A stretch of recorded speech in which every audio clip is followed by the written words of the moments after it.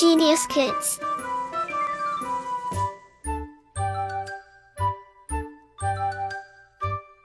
Cultivating love for learning. अध्याय 16 हेर फेर। प्रस्तुत कहानी में एक ही व्यक्ति की अलग अलग स्थितियों के विषय में बताया गया है कि जब वह व्यक्ति मजदूर होता है तो कैसे अमीरों द्वारा प्रताड़ित होता है और स्वयं के अमीर बनने पर कैसे वही व्यक्ति दूसरे मजदूरों को प्रताड़ित करता है। एक गरीब मजदूर सारा दिन खून पसीना एक कर देने वाली मेहनत करने के बाद शाम के समय मजदूरी के पैसे अपनी फटी पुरानी चादर के एक कोने में बांधकर शहर से निकला और अपने घर की ओर चल पड़ा।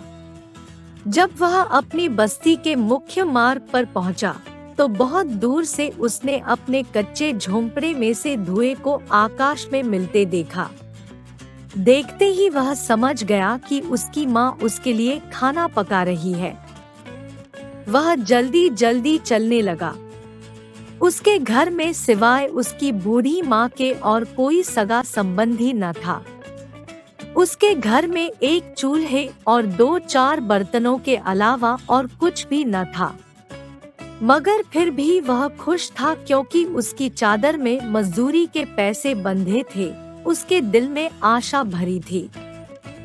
सामने से एक बारात आ रही थी।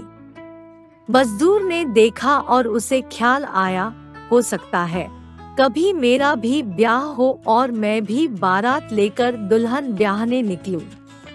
उस समय मैं कितना खुश होऊंगा, मेरे साथ साथ बाजे बज रहे होंगे। और तभी बारात के आगे चलने वाले लोगों ने उससे कहा, एक तरफ हट जा छोकरे। मजदूर के ब्याह की कल्पना मिट्टी में मिल गई। वह खींचकर बोला, क्यों हट जा? सड़क सिर्फ तुम्हारी नहीं है, इस पर हम भी चल सकते हैं। बारात वालों ने उसे पीटा, उसकी चादर फाड़ दी और उसे उठाकर सड़क के किनारे झाड़ियों में फेंक दिया। बारात चली गई। बारात के बाजों का शोर धीरे धीरे दूर जाकर शहर के शोर में गायब हो गया। अब वहां अकेला मजदूर था।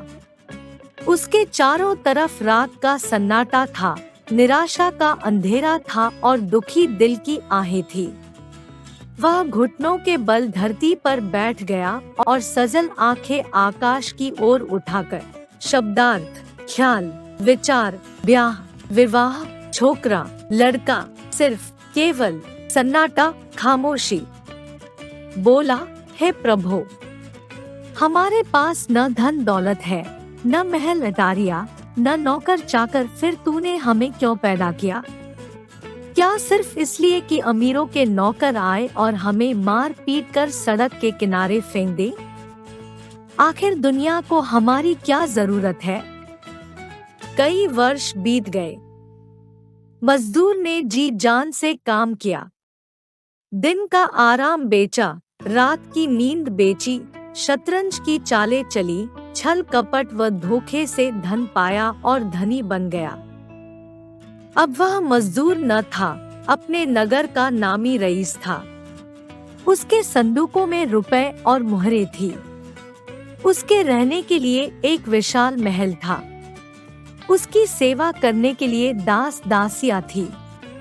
उसकी सवारी के लिए घोड़े और पालकियां थी और लोग उसके सामने सिर झुकाकर आते थे। एक दिन सांझ के समय वह पालकी पर सवार होकर अपने घर को लौट रहा था कि एकाएक उसकी पालकी रुक गई।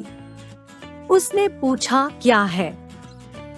सरकार, मजदूरों की बारात आ रही है, उन्हें कहो एक और हट जाए। वे कहते हैं, सड़क सिर्फ तुम्हारे लिए नहीं है, इस पर हम भी चल सकते हैं। पाजियों को डंडे मारकर भगा दो, ये हमारा रास्ता क्यों रोकते हैं? डंडे बरसने लगे। मजदूर चीख मारते हुए इधर उधर भागने लगे। थोड़ी देर में वहां एक भी मजदूर न था, मगर उनकी चीखों से पालकी में सवार अमीर का दिमाग खराब हो गया। उसने कहा, मुझे पालकी से उतारो, मैं आराम करूंगा।